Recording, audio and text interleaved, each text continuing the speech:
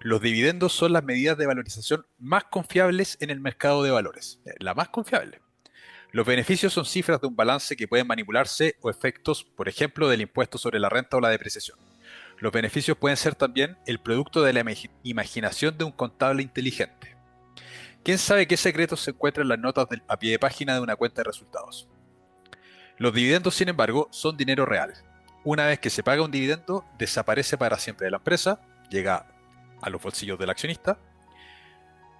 No puede haber subterfugio sobre un dividendo en efectivo. O se paga o no se paga. Cuando una empresa aumenta sus dividendos consistentemente, no es necesario leer un balance o una cuenta de resultados para saber que la empresa ha logrado progresar.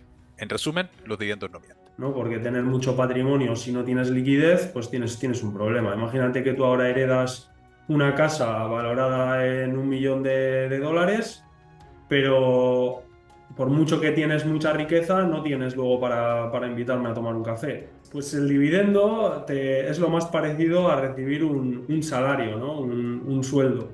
Bienvenidos a un nuevo capítulo. Hoy día con tres grandes amigos, Lorena y Dani de España y mi gran amigo Víctor, que los cuatro estamos en el mismo barco, en el barco de los dividendos, para conversar sobre este libro, que probablemente es un libro que debería estar en las bibliotecas físicas y mentales de todos los inversionistas, sobre todo los que están invirtiendo en acciones que pagan dividendos.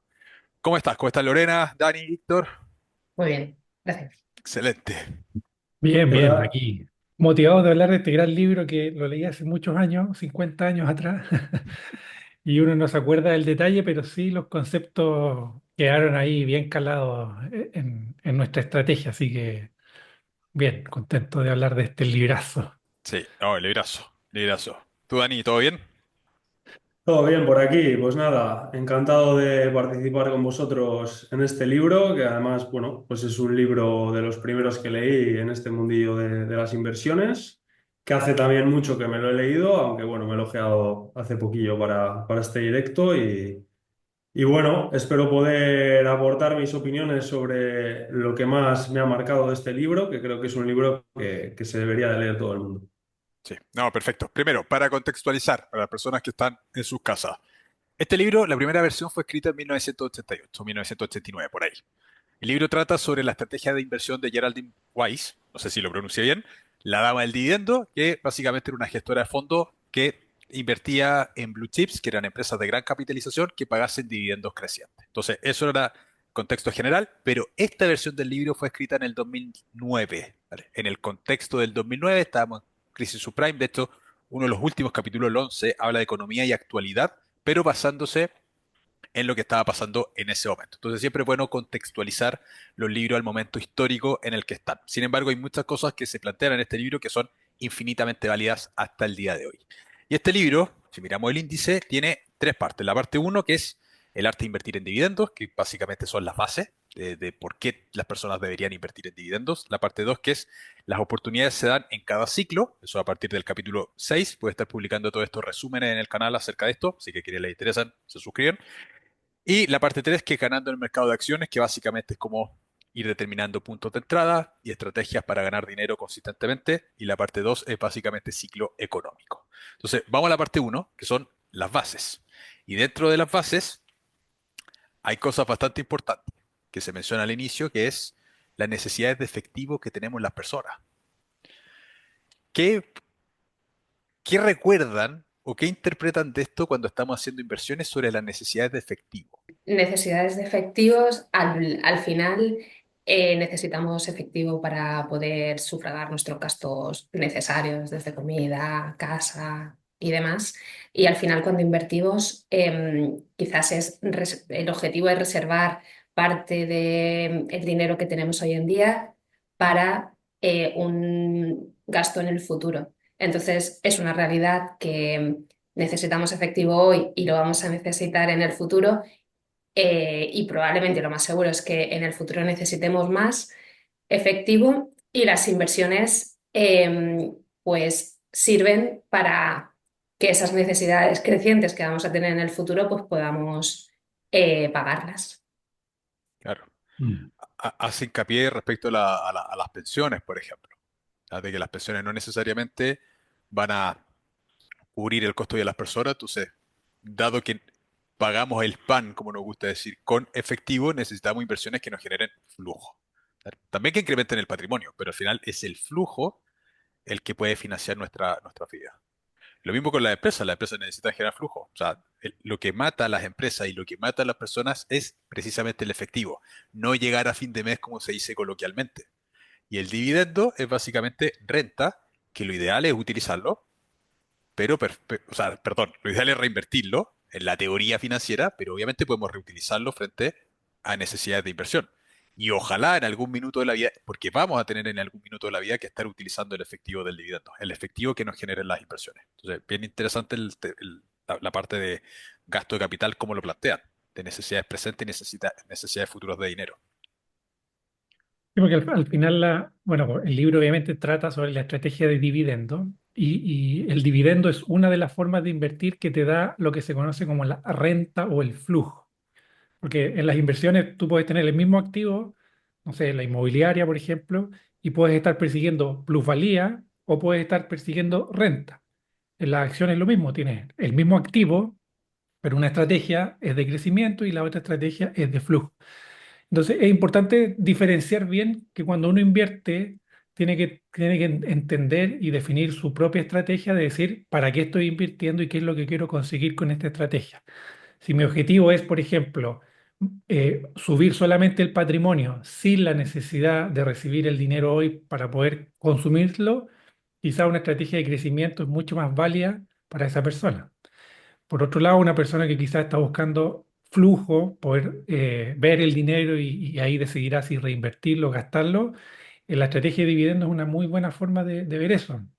Y creo yo que a largo plazo, todos eventualmente en algún momento nos vamos a consumir esa ganancia de la inversión, ya sea al momento de jubilarnos o quizás antes. Y ahí es donde la estrategia de dividendos se hace bien interesante. Pero claro, es porque tenemos un patrimonio que está en algún momento y el dividendo se está constantemente reinvirtiendo, entonces ese dinero no lo ves en el día a día, en el mes a mes. Y- pero igual es una falacia porque el dinero sí está invertido, está creciendo, está generando interés compuesto, pero es curioso cuando tú ves que tienes un gran patrimonio y sientes que quizás el flujo está ajustado. Entonces, es interesante darse cuenta de eso, que a veces incluso personas con alto patrimonio se ven ajustadas en el flujo. Y eso es justamente lo que expresa en el libro la autora, que esta estrategia se concentra mucho en el flujo y hay que tenerlo claro a la hora de definir nuestra estrategia. Y ya no solo las personas a nivel individual, también incluso podría ocurrir con las propias empresas, ¿no? Porque en muchos casos igual una empresa, si tiene un negocio que es rentable porque genera ventas pero no las cobra, tendría un problema de flujo de caja, ¿no? De tesorería. Entonces, en cierto modo, quizás pues por la sociedad en la que vivimos, por el mundo, por la manera en la que está diseñada nuestra realidad y nuestro mundo, nosotros para vivir necesitamos hacer frente a diferentes pagos mes a mes, porque nosotros no podemos decir, no, este mes no voy a comer, me viene mal comer, ¿no? Entonces, ¿os imagináis? No. Pues como precisamente tenemos que comer todos los meses, tenemos que, pues no sé, algunos ir a la peluquería, yo cada vez voy menos, pero bueno, el caso es que de momento puedo seguir yendo, algo de pelo me queda. Y bueno, pues el dividendo es lo más parecido a recibir un salario, ¿no? Un sueldo. Entonces, bueno, incluso mejor que ello, ¿no? Porque el sueldo pues suele ser mensual y el dividendo pues te puede llegar en diferentes momentos. Entonces, es importante tener pues esa tesorería constante para poder hacer frente a los gastos que vayan apareciendo a lo largo de nuestra vida, ¿no? Porque tener mucho patrimonio si no tienes liquidez, pues tienes un problema. Imagínate que tú ahora heredas una casa valorada en 1 millón de dólares, pero por mucho que tienes mucha riqueza, no tienes luego para invitarme a tomar un café. Entonces, realmente tienes mucho patrimonio, pero no tienes liquidez. Mm. La clave está en el flujo. De hecho, inversiones como los terrenos, por ejemplo, que no te generan flujo. Y bueno, ahí viene la temporalidad de los dividendos. En Chile tenemos muy marcada la temporalidad de los dividendos, que son particularmente 3 meses, marzo, abril, mayo, que llega mucho dividendo, pero el resto del tiempo bajan los dividendos. Y si bien llegan, pero son mucho, mucho más bajos de lo que es la temporada. Y ahí se están recargando los portafolios para la temporada del año siguiente. Y hay otros mercados que son más estables en los pagos, con el mercado norteamericano, que las empresas suelen pagar cada 4 meses de manera trimestral, entonces tenemos una frecuencia de pago más estable. Pero Chile es más inestable en el pago, pero es más rentable por dividendo total en Chile. Pero está esa dinámica, porque cuando se reinvierte viene el problema. Bueno, me quedo sin dinero y llegan menores dividendos. Entonces hay que gestionar esa caja y es súper importante gestionarla. ¿Ya? Es Claro, eso fundamental. igual lo puedes normalizar pues teniendo, ¿no? Una base, ¿no? Un colchón que haga que sean más uniformes las rentas. O sea, si tú, por ejemplo, me invento, vas a cobrar 24.000 dólares al año, pues dices, bueno, sé que voy a dejar un colchón de 24.000 dólares y voy sacando de 2.000 a 2.000. Algunos meses me vayan a llegar 4.000 y otros cero. Sí, Entonces, algo así. Eso es importante, ¿eh? Porque estamos acostumbrados a vivir mensualmente, de mes a mes. Como las rentas o los gastos suelen ser mensuales y los sueldos también suelen pagarse de manera mensual, estamos culturalmente acostumbrados a pensar en el mes a mes. A diferencia, por ejemplo, de los norteamericanos, que siempre se habla del sueldo anual, por ejemplo, y sueldo bruto, y como que ellos se planifican de una manera más anualizada. Y las empresas también piensan generalmente en ciclos anuales.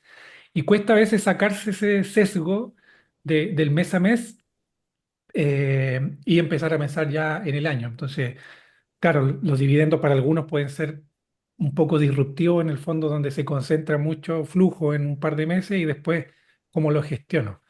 Pero es parte de acostumbrarse nomás y pensarlo de una manera más anualizada, por ejemplo. Pero es un tema también, no todos se acostumbran a eso. sí. Diría que una de las cosas más complejas es cuando empiezas a usar el dividendo más que reinvertirlo. Porque tienes que desanclar todos los flujos y armar flujos de caja personales distintos. ¿Ves bien? Y nosotros porque seguimos una estrategia de dividendos, pero si fuese de valor, que es cuando tú vendes, que quizás vendes al final de tu vida laboral y tienes ahí un montón de dinero, ¿cómo gestionas eso?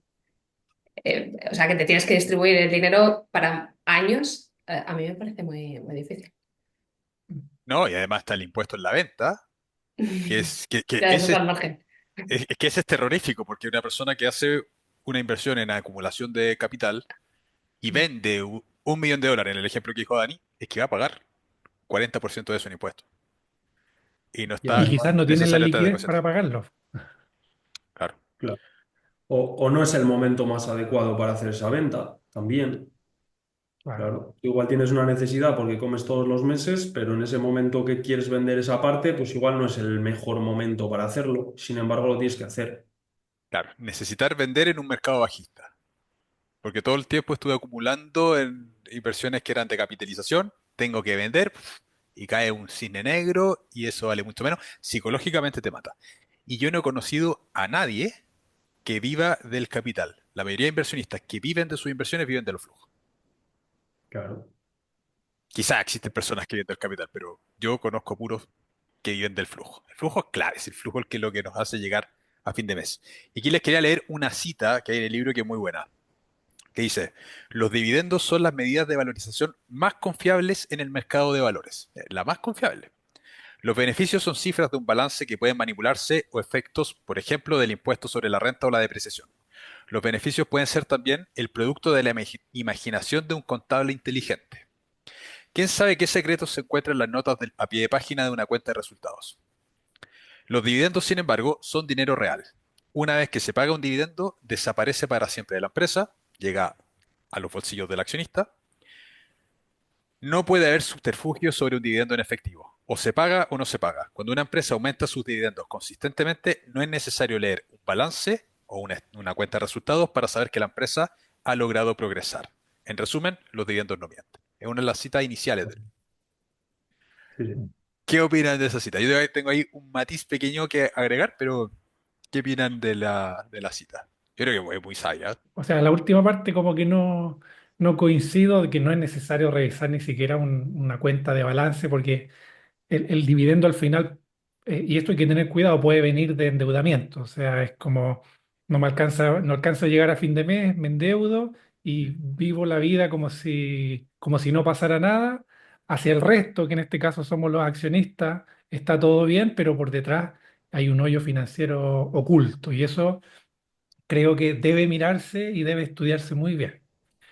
Lo que sí es que efectivamente, si eso está bien saneado, si el dividendo no es resultado de un endeudamiento, yo creo que finalmente todo el camino, ¿cierto?, de analizar el balance, la cuenta de resultados, eh, el beneficio y finalmente lo que se traduce en el dividendo es como la cima de todo un proceso de la gestión del negocio.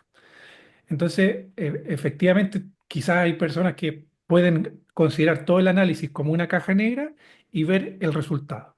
Y si el resultado me está diciendo que consistentemente durante muchos años llega un dividendo y además ese dividendo es creciente, como que la conclusión natural es que es un buen negocio. Quizás no sé lo que está pasando, pero naturalmente uno tendería a pensar que es un buen negocio. Entonces, tiene mucho sentido que la solidez y la calidad del negocio se vea reflejado finalmente en el dividendo. Yo ahí haría el hincapié de que siempre hay que revisar el payout, porque un negocio, y lo hemos visto en muchos estados financieros que pueden tener, y a ver, el mundo es cíclico. Los BPA, los beneficios por acción, van a ser cíclicos. Entonces, si tú miras una serie de tiempo un negocio, es natural que los BPA vayan creciendo en un buen negocio crecientemente cíclicos, ¿vale? Pero el dividendo podría ir creciendo todos los años y podría ir creciendo incluso años en que el BPA disminuye. Y eso, al final del día, es por aumento del payout, aumento del porcentaje de los beneficios que reparte la empresa hacia el accionista. Y no está mal que ocurra. El indicador que es muy importante y que muchas veces nos saltamos es en el estado de flujo efectivo, el flujo de caja que genera la empresa por acción. Lo estábamos conversando con Lorena hace un rato, la empresa Realty Income. Si uno revisa los BPA de Realty Income, BPA, para quien no sepa, beneficio por acción, es la última línea del estado de resultado, pero dividido en el total de acciones de la empresa. El BPA que tiene Realty Income es de más o menos €1 o $1 por acción. Y el dividendo es $3 por acción. Y dice, pero ¿cómo eso va a ser sostenible? Está pagando un payout de 3 veces el Pero beneficio. claro, al ser Pero, un rey pero tienes que ver. lo que pasa es que el flujo de caja por acción es $4. ¿Y por qué el Eso, BPA es tanto más bajo? Porque un REIT que tiene mucho activo fijo va a tener depreciación, una depreciación acumulada brutal, que básicamente es una técnica contable para disminuir el valor del activo fijo. Entonces, si miramos solamente el BPA, el beneficio por acción, y miramos la relación dividendo-BPA, no nos cuadra, pensamos que es insostenible. Tenemos que agregar ese tercer estado financiero, que es el estado de flujo, para ver cuánto flujo genera. Los tres estados tienen que conversar y entender las particularidades que tiene cada empresa. correcto. Y esa parte es fundamental. Eso es lo que te iba a añadir en los rates, justo, pues que por eso nos solemos fijar en métricas como el Funds from Operation, FFO, y el AFO, Adjusted Funds from Operation. Entonces, de esa manera, pues bueno, ahí ya se tiene en cuenta el dinero contante y sonante, ¿no? Y luego también un matiz a añadir, que sí que se va descubriendo a lo largo de las próximas páginas del libro, es que, claro, habla de empresas que reparten dividendo, pero no de cualquiera.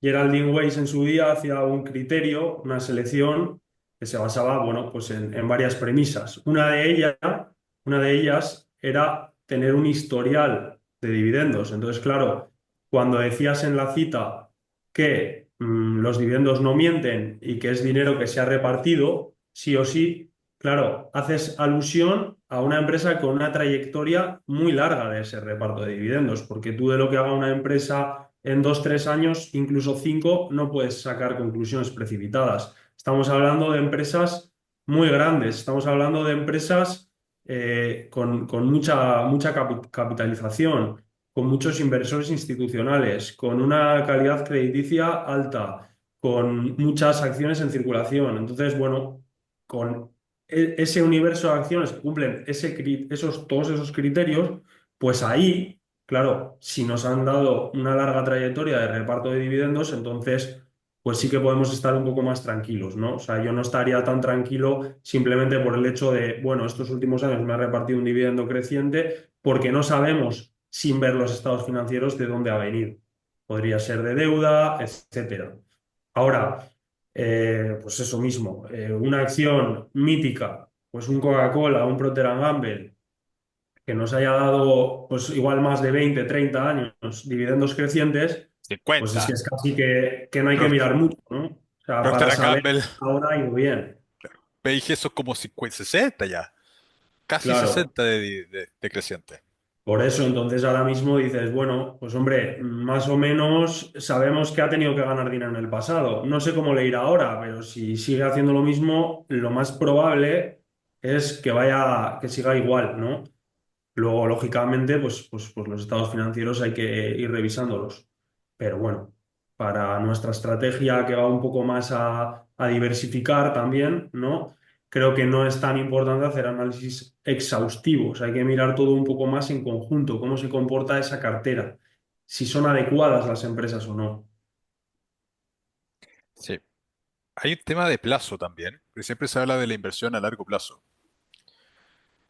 Cuando hacemos selección de acciones, es bien relevante, en mi opinión, el seleccionar acciones en función también de cuáles son los objetivos personales, porque no es lo mismo una persona que quiera independizarse luego del trabajo, que va a probablemente requerir tener un perfil de acciones que genere un poco más de rentabilidad por dividendo y usar ese dividendo, a una persona que quiere seguir en el trabajo 20 años más, que quizás puede tener un portafolio con dividendos más bajos pero crecientes, porque el horizonte donde va a estar utilizando esos dividendos va a ser distinto. Lo mismo pasa con la persona que se está a punto de pensionar. La persona que se está a punto de pensionar, que tiene 62, 63, 65 años, él probablemente le va a servir mucho más una empresa que reparta altos dividendos con menor crecimiento que una empresa que reparta dividendos crecientes con bajo yield inicial.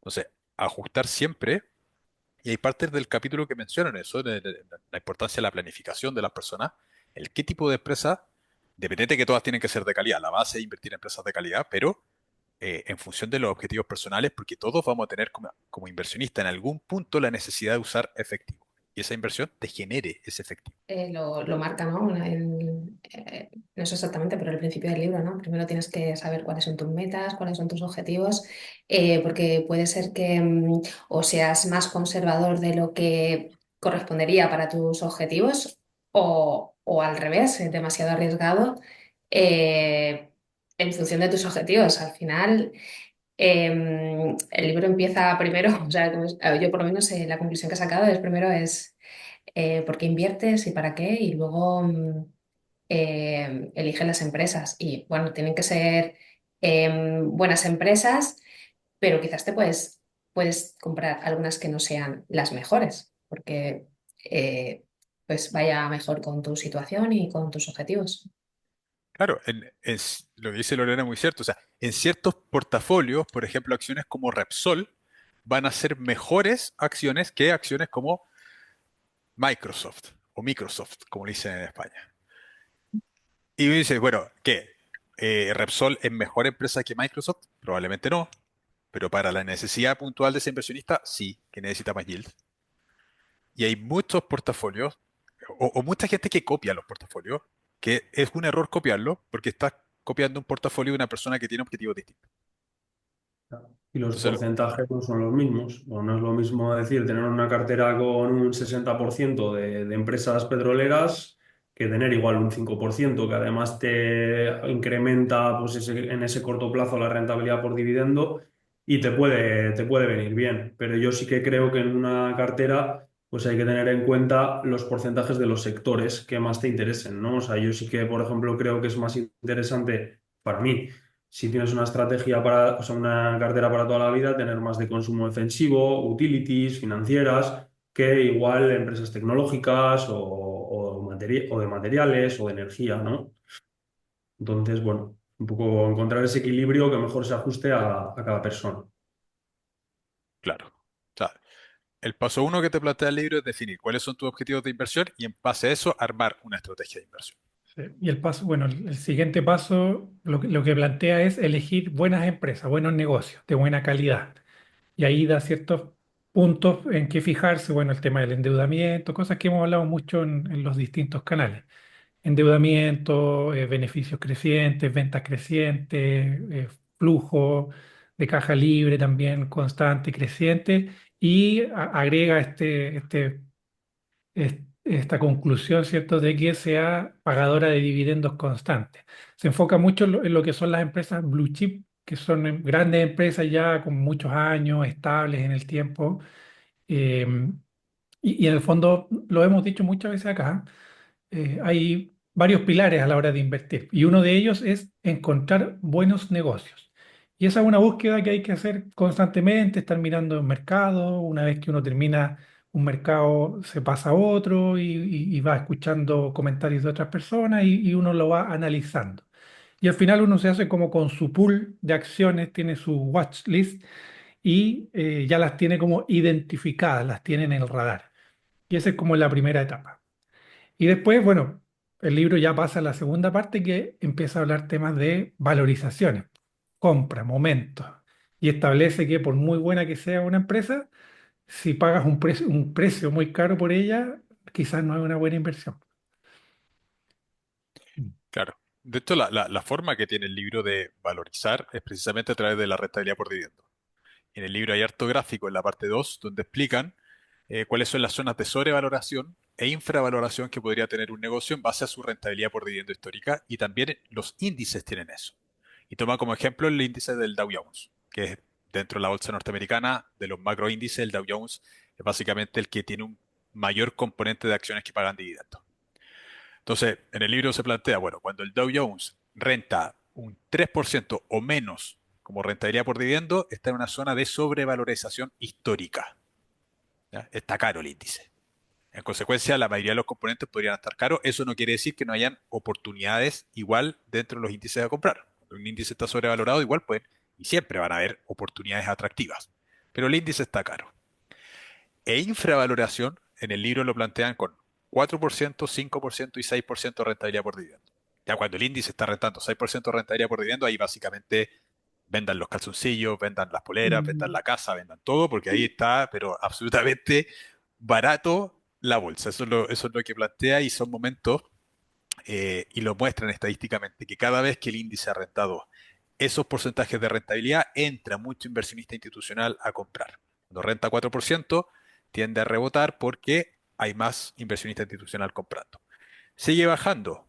Bueno, a 5%, mayor volumen de dinero, y esos son básicamente pisos que genera. Y lo mismo pasa con las rentabilidades históricas de cada acción.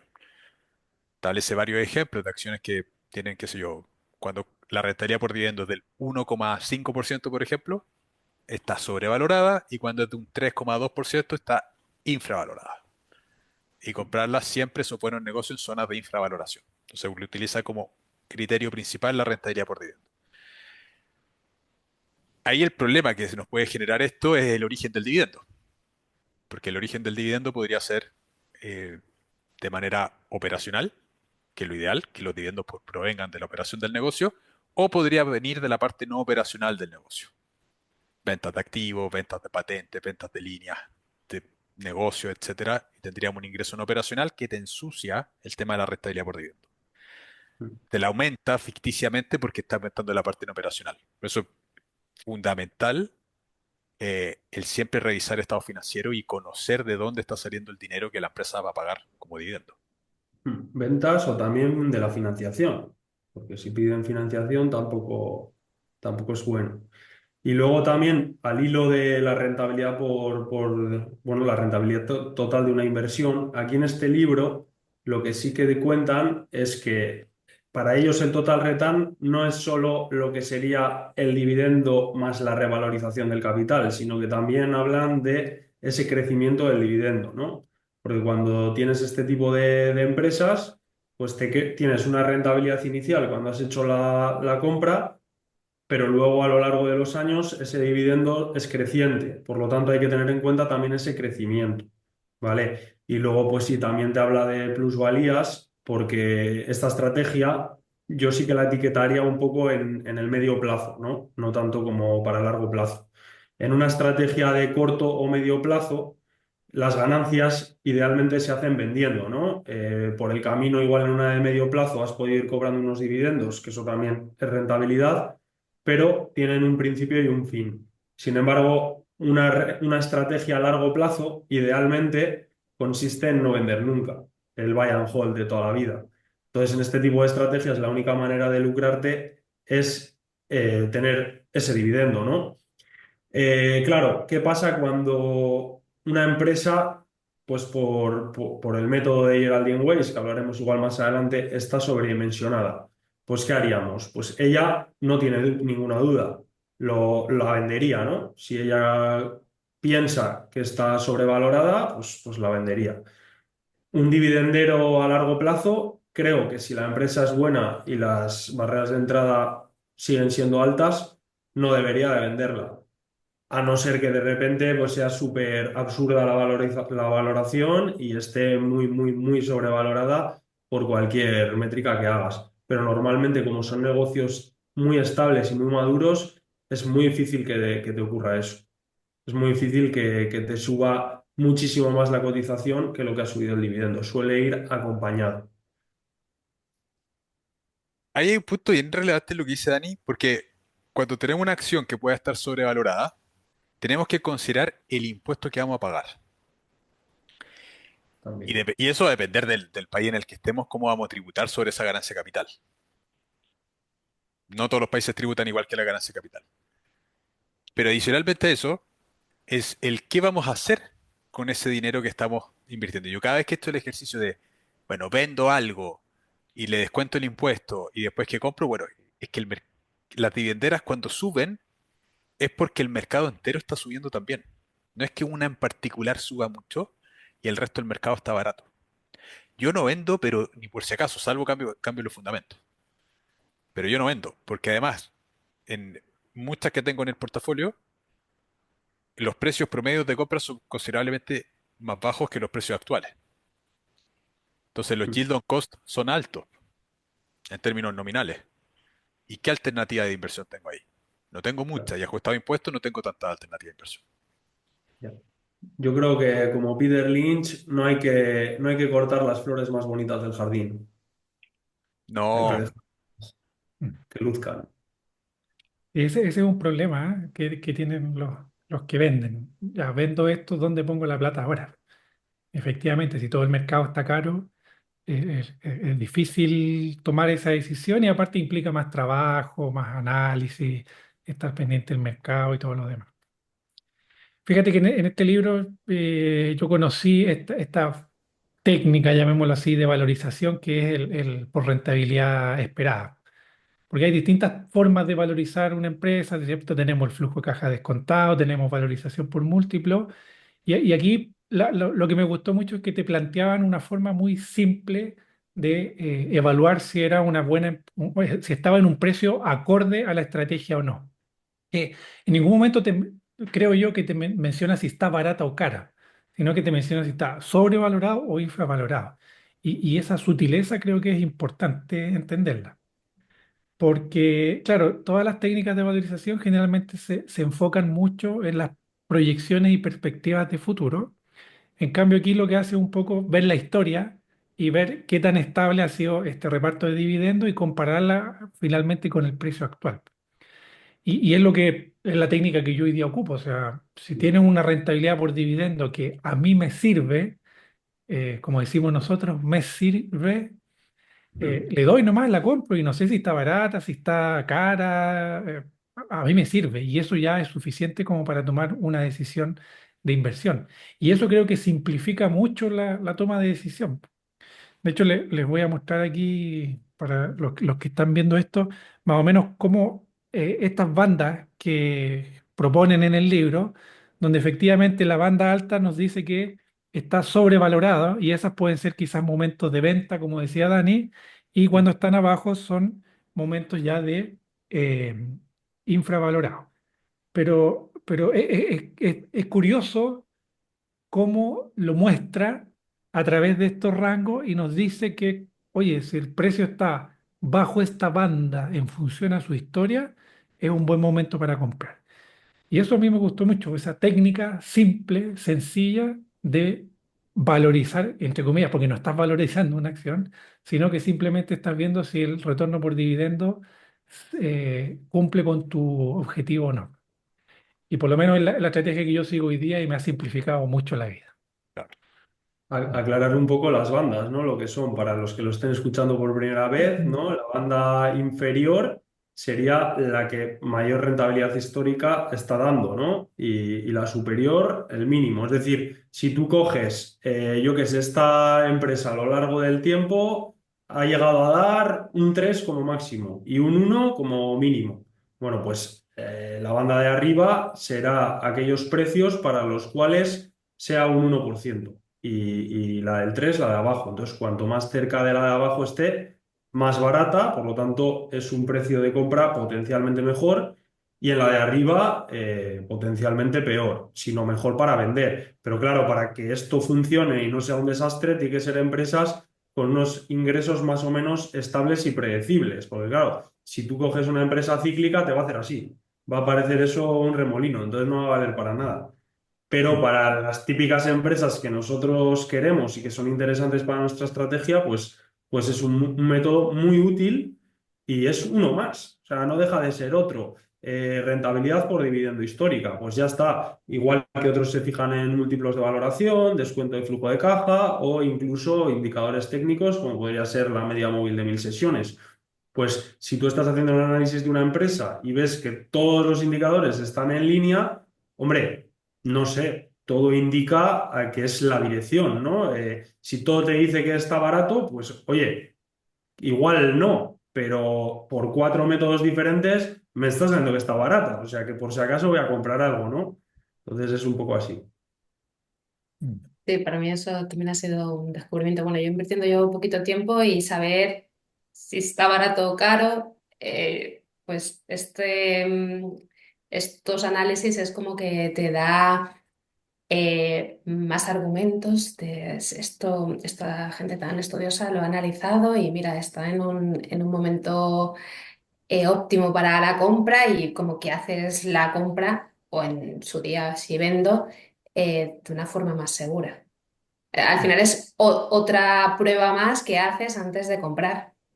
Eso es, Y, maximizas las probabilidades de éxito, que luego siempre mm, nos vamos a equivocar, pero si consistentemente a lo largo de los meses o de los días, como Álvaro que compra todos los días, vas basándote en maximizar las probabilidades de éxito de cada compra, pues hombre, a largo plazo te va a ir mejor que si mm, compras a lo loco, creo yo, porque alguna vez vas a fallar y si eres muy gafe, fallarás alguna vez más. Pero aun siendo súper gafe, si sigues un criterio, es casi imposible que no ganes dinero a largo plazo con empresas estables y seguras. Un paréntesis, Dani, ¿qué significa GAFE para la gente de Chile? Gafe, pues eso, que tienes mala suerte, Ah, ya, ya. que te ha mirado un tuerto. Lo justifico para la gente de Chile, pero era para mí. Pues sí, una persona muy gafe es una persona que tiene muy mala suerte, ¿no? Que al final no es que haya tenido un mal día, es que tiene un mal día, un mal mes y casi que el que se arrima a él sale perjudicado, ¿no? Pues esas personas que tienen mala suerte, que justo compran algo y al día siguiente sube Trump los aranceles y te baja un 15% todo, pues eso es tener mala suerte, ¿no? Por ejemplo. Pero O, bueno, a o largo plazo buena, la suerte se disipa. o buena para el dividendero. Compraste y baja Buena, 15, bueno, buena. compramos de nuevo. Eso es bueno. Sí. Eso es verdad, pero el que está empezando se asusta, se asusta. El que está empezando tiene que saber que es bueno. Sí. Sí, bueno, oye, pero el tema de la bandas, ¿ah? Importante siempre la calidad del negocio, porque si tenemos un negocio infravalorado que tiene una alta rentabilidad por dividendo, mirando el dividendo histórico, pero ese negocio es como el culo, eso va a salir mal igual. O sea, siempre el principio tiene que ser calidad del negocio. Sí. Por eso siguen unos criterios y te dicen qué criterios seguir para poderles meter en este método y poderlo utilizar. Sí, sí. ¿Y cuáles son esos métodos? ¿Se acuerdan? Yo los tengo apuntados. Te los leo si quieres. No, generales, deuda, ¿los tienes por ahí? Sí. Mira, son seis. El primero. el dividendo ha aumentado al menos 5 veces en los últimos 12 años. Bueno, esto hace alusión al histórico, ¿no? Que en los últimos años hayan sido crecientes. Si son crecientes, quiere decir que, joder, has ganado dinero, ¿no? Se supone. Si no, no lo subes. Luego, que el Standard Poor's califique las acciones al menos en categoría A. Que luego esto era matizable, porque si de repente le bajaban a B+, pues la dejaban ahí en stand-by y ya veríamos, porque si la empresa siempre había sido buena, pues porque le hayan bajado un poco el rating crediticio, pues no la sacas. Pero ahora, si la bajan demasiado, pues sí. Luego, que haya al menos 5.000 acciones, o sea, no, 5 millones de acciones en circulación, lo que quiere decir que haya liquidez, ¿no? Que vayas a tener contraparte si compras o si vendes en cada momento. Luego, que haya al menos 80 inversores institucionales, eso quiere decir, pues bueno, que estás, o sea, la consecuencia de esto es que está seguida por los medios, por la gente, entonces no va a haber tampoco sorpresas. Y, y luego, pues bueno, también hace alusión un poco al skin in the game de las propias compañías y tal. Luego, la empresa tiene al menos 25 años de dividendos ininterrumpidos, es decir, eso quiere decir que, bueno, a lo mejor lo ha podido bajar, mantener, yo creo que era mantener o subir, que no lo haya suspendido. No sé si bajar cuenta o no cuenta, pero aquí lo que ponía era 25 años ininterrumpidos. Puede Y bajar, luego puede bajar. el último era que los beneficios habían mejorado al menos 7 de los últimos 12 años. Esto sería la Claro. chuletita. Y eso, el topeo en Chile. Eso es Sí. porque lo de los 5 y 7 años es básicamente porque las empresas transitan en ciclos económicos que suelen ir de zonas de recesión, zona expansiva y contractiva económica en horizonte de 12 años. Entonces, una empresa que 7 años te suba los beneficios significa que pasó por zonas estadísticamente de Por todo. expansión y de contracción, ya crecimiento, recesión. Entonces ese negocio teóricamente está funcionando porque pasó por malos ciclos económicos. Si analizamos un negocio y ese negocio solamente lo analizaba por un escenario macroeconómico de crecimiento, claro, ese negocio le fue re bien, pero ¿y cómo funciona ese negocio en recesión? Por eso pone ese filtro. Después el filtro de las 5 millones de acciones de liquidez, ahí hay que hacer 5 millones de acciones en circulación, hay que hacer el matiz también entre el valor de la acción, porque no es lo mismo una acción que cueste $1 a una acción que cueste $10.000 el precio de la acción, porque la cantidad de capital en circulación, el free float, es distinto. Pero básicamente se refiere a que sea líquida. ¿Por qué? Porque si tienes que vender, que tengas una contraparte a quien se la pueda vender. Lo mismo pasa con los 80 institucionales, que sea un negocio grande, básicamente, también. Y la de la liquidez también, si vas a hacer una compra y la haces a mercado, pues que de repente no subas tú la cotización, ¿sabes? O que vayas a comprar y se haya comprado un poco más alta porque de repente otro has cogido tú, compras, me la subes y le doy yo a comprar a mercado y la compro todavía más alta y la subimos entre los dos.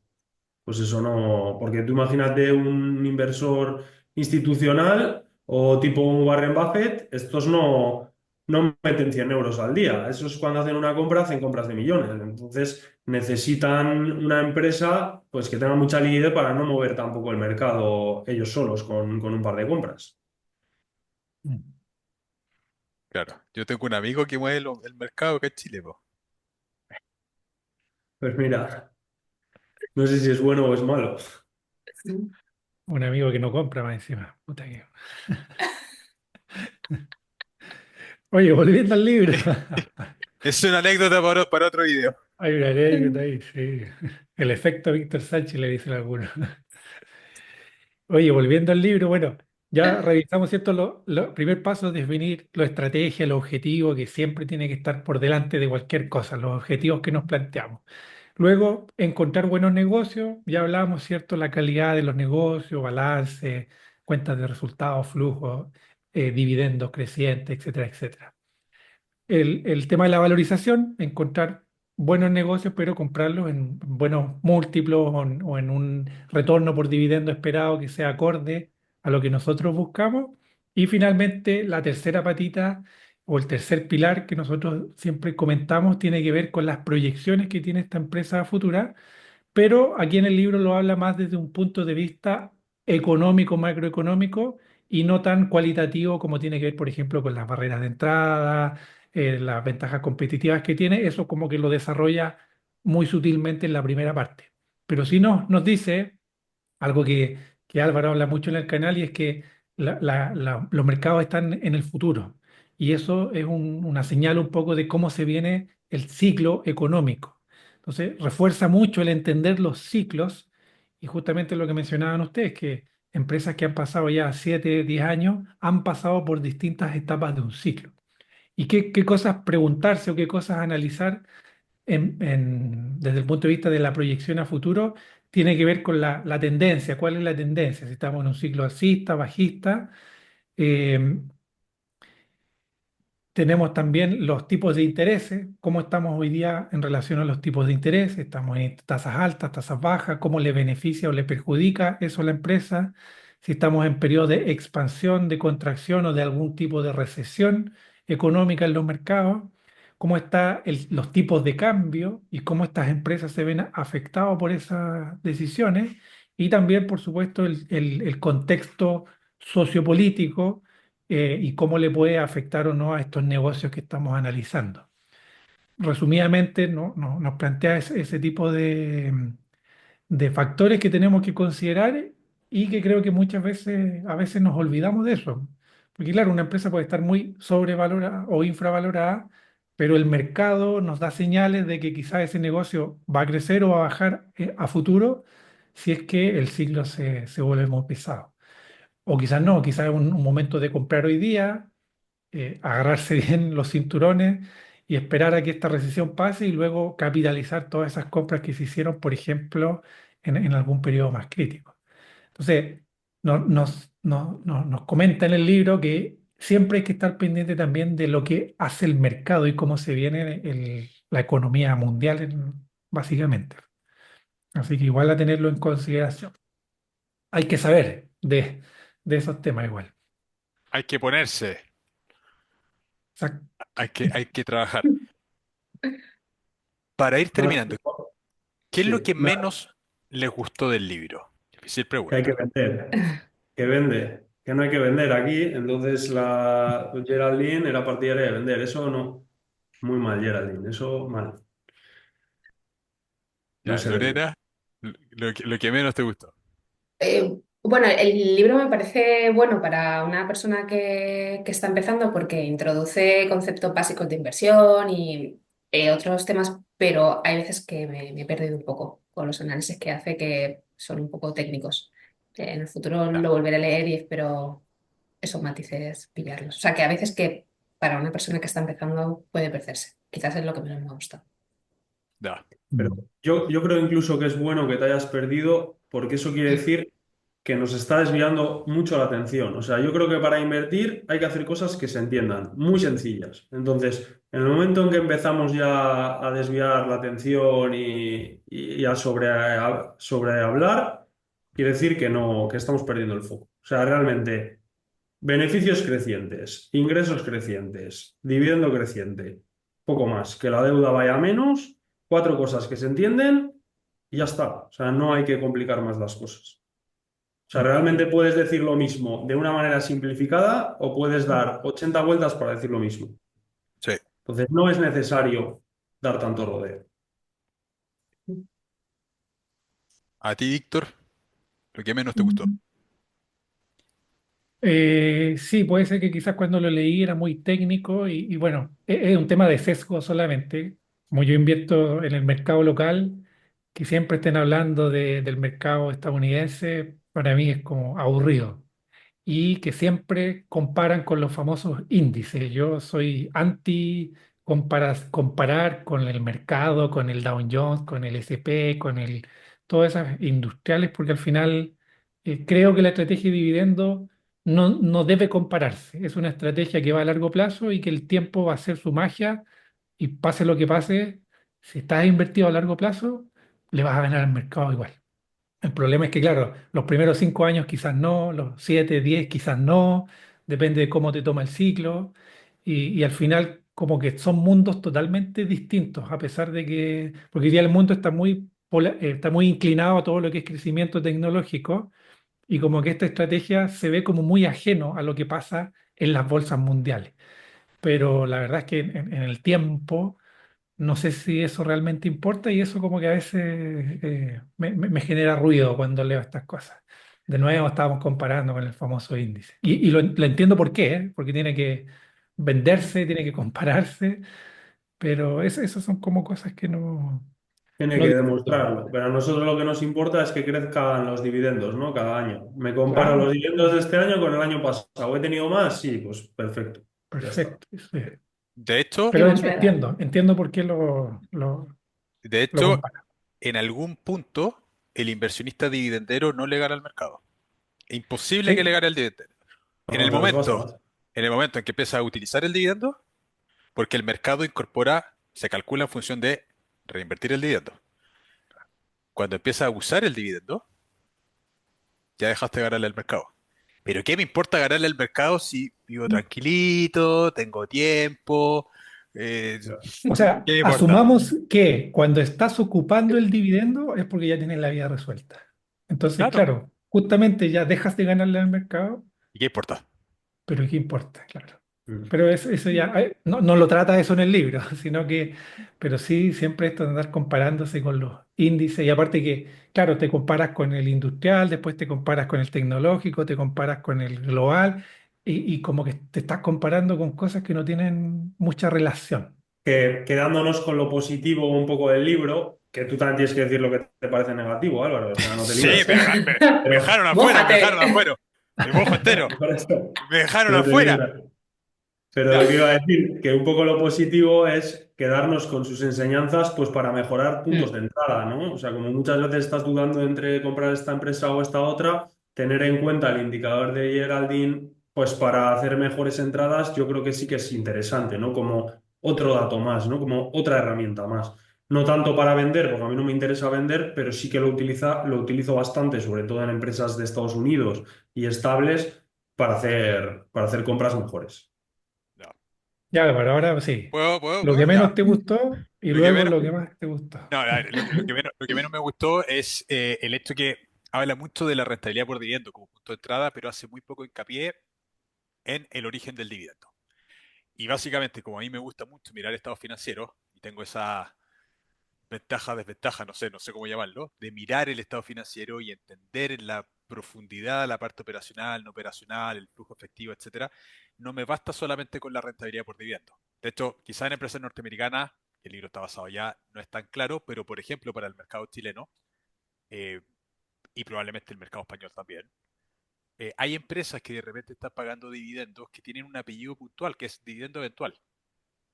El mercado chileno, las bolsas chilenas te ponen los apellidos de los dividendos. Tenemos dividendos provisorios, definitivos, adicionales, eventuales. Y el Y bueno, eventual, como aquí, ordinario, complementario, no sé qué, perfecto. Entonces, extraordinario.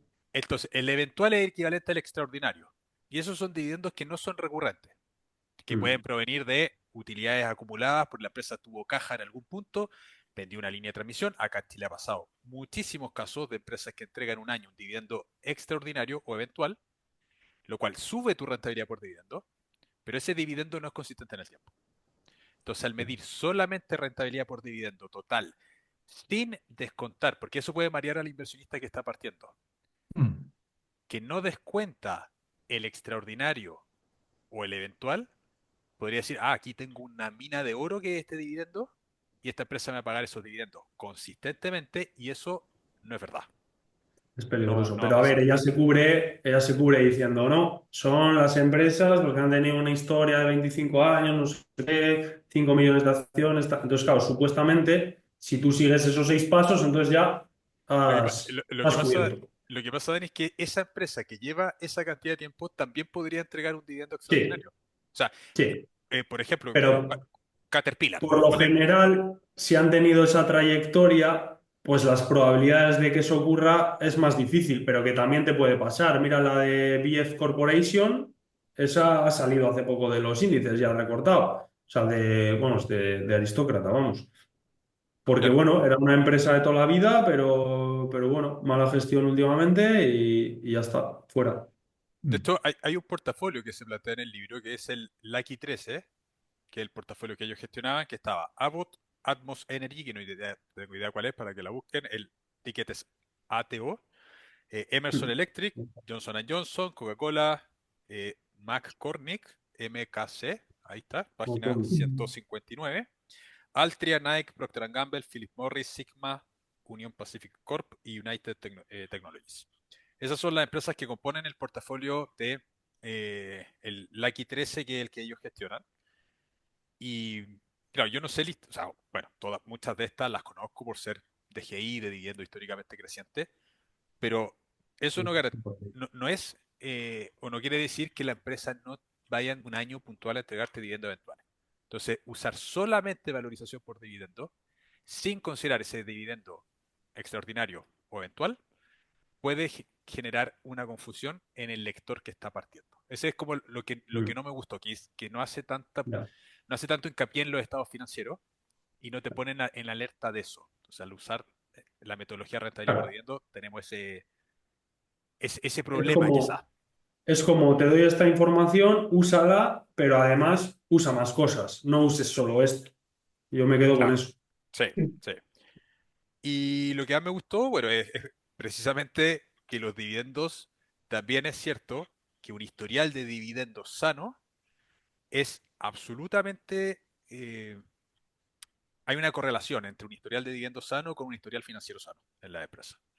De hecho, cuando alguien me dice, oye, analiza esta otra empresa y una empresa que no conozco, lo primero que voy a mirar es el historial de dividendos. El historial de variaciones de capital. Las variaciones de capital están los dividendos, aumentos de capital y una serie de cosas. Entonces, si una empresa consistentemente está pagando dividendos todos los años y no está haciendo aumentos de capital y esos dividendos son cíclicamente crecientes, lo que debería razonablemente esperar al mirar los estados financieros es que esa empresa va a tener ingresos crecientes, beneficios operativos crecientes, flujo caja positivo en la parte operacional, flujo caja libre positivo, flujo caja por acción positivo. Hay una correlación en eso. ¿Vale? O sea, el historial de dividendos te va a mostrar esa parte. Pero hay que ir al estado financiero y confirmarlo. A lo que voy es que no me quiero saltar el estado financiero para analizar la empresa. Y el libro a veces quizás te hace que se salte ese estado financiero o lo toma muy tangencialmente al decirte, mira, usa estos filtros, pásalo rápidamente, porque seguramente hay plataformas donde podríamos encontrar estas empresas que curran esos filtros, pero tampoco sé si estamos mejorando como inversionistas en la medida en que nos saltamos eso, porque además estamos filtrando por empresas que lleven 25 años. Y, y hay empresas que tienen existencia menor de 25 años. Hay una que me gusta mucho, que le dicen la del perejil, que lleva un IPR. IBR que no es recomendación de inversión porque está muy cara en este minuto, pero no tiene 25 años de historial. Y es yo creo que es una muy buena dividendera. Creo que es una muy buena dividendera. Pero no cumpliría con los patrones. Fíjate que a mí no me convence tanto, ¿eh? Pero bueno, sí que debe ser buena y a la gente le gusta. Mm. Por lo menos una Pero- empresa feliz.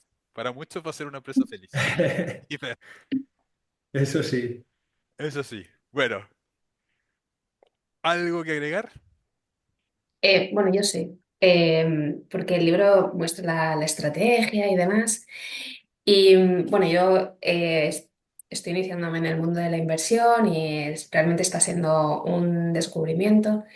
Y a mí he rescatado un poco las cualidades que menciona el libro. No lo hace en un apartado concreto, pero sí que lo menciona a lo largo del libro, las cualidades que debería de tener un inversor, que a veces no está en los libros, la técnica de cómo conseguirlo, pero que al final es importante, ¿no? Desde decidir qué quieres, es decir, la habilidad de la toma de decisiones, ser realista, hacer un plan realista, asumir riesgos, ser constante, disciplina, asumir que te has equivocado a veces y corregir los errores, es decir, humildad y paciencia. La inversión es comprar buenos negocios en un momento bueno, pero el factor psicología y demás, pues también es importante y en este libro pues también se hace mención a esto y nada, decir que también está incluido esto. Sí. Sí. No, buenísimo, muy De buen hecho, la punto ese. psicología yo creo que es un 80% importante o así, o más. 120 dicen por ahí. 120% del éxito 120, en pues psicología. fíjate. Sí. Y a eso puedo agregar algo más que es lo que más me gusta a mí del libro, tiene que ver con la simpleza, el simplificarte las cosas. Creo que este libro, si bien, como bien dijo Álvaro, a veces como que se va y pasea, se salta algunas cosas o no las menciona, pero sí finalmente te lleva a una técnica, una estrategia que finalmente es muy simple. Entonces te simplifica el análisis, te simplifica la toma de decisiones y creo yo que para alguien que no es un profesional de la inversión, que no gestiona un fondo ni nada por el estilo, lo mejor es simplificarse la vida porque tenemos muchos otros intereses que van mucho más allá de la inversión. Así que eso es algo, una conclusión que yo me llevé del libro, que era la forma simple de hacer un análisis. Mm. Así es. Bien. Oye, quienes quieren seguir aprendiendo de estado financiero, vean este video que está acá, que es una clase que hizo Dani Barruso, que lo acompañé en esa clase muy buena, analizando una empresa que cumple con todos los parámetros para hacer una interesante inversión dividendera. No voy a decir cuál es, vean el video. Un abrazo muy grande, que esté muy bien. Y adecuada para Geraldine, ¿eh? O sea, Sí, sí, cumple con todo. ahí Puedes está. hacer el dibujo, se ve súper bien, o sea, Ujú. Bien, excelente. Lore, Víctor, Dani, muchas gracias nuevamente por un capítulo más. Nos vemos la próxima semana a todos. Que estén muy bien. Vean esa clase con Dani. Chau, chau. ya.